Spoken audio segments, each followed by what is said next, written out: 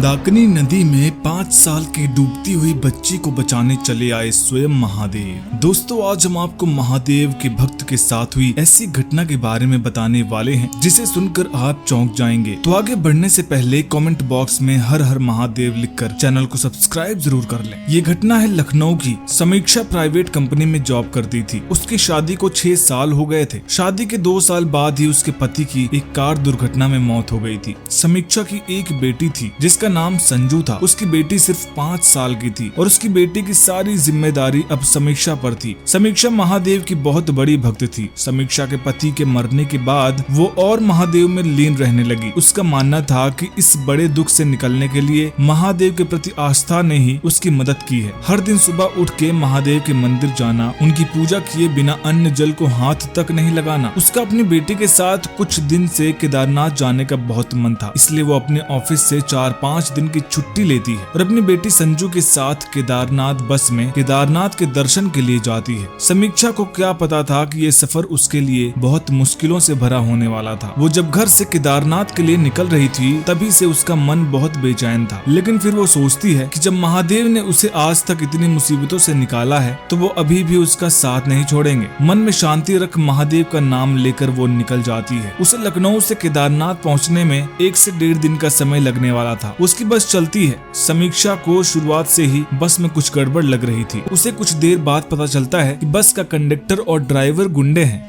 जो उनसे उनकी चीजें हड़प कर उन्हें किडनैप करना चाहते थे ताकि वो उन सबके परिवार से फिरौती मांग सके। बस का कंडक्टर कुछ और गुंडों के साथ मिलकर बस में बैठे सभी लोगों को बहुत परेशान करता है। ये सब देख समीक्षा की बेटी बहुत डर जाती है और डर के मारे रोने लगती है। वो लोग समीक्षा की बेटी को जोर से चिल्ला देते हैं। समीक्षा तब भी उनसे डटकर सामना करती है और उन्हें ये सब करने से रोकती है। एक गुंडा समीक्षा का गला पकड़कर दबाने की कोशिश करता है और समीक्षा में अचानक से बहुत हिम्मत आ जाती है। वो उस गुंडे के पैर पर मार देती है। उसकी हिम्मत देखकर बस के सारे लोग उनसे हाथापाई करते हैं। उन सब की हिम्मत देखकर बस का ड्राइवर और गुंडे चलती बस से कूद जाते हैं और बस रुकने का नाम नहीं लेती।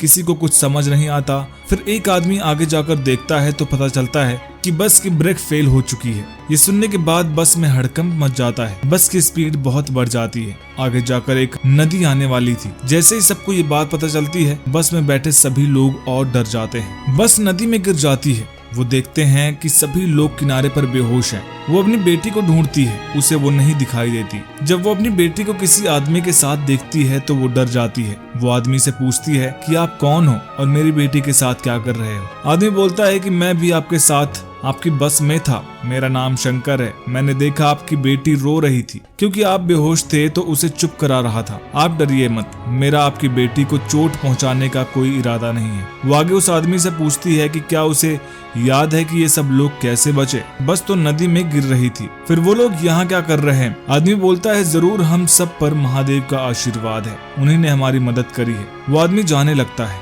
समीक्षा की बेटी उसे महादेव महादेव करके पुकारने लगती है और उससे बाय करने लगती है।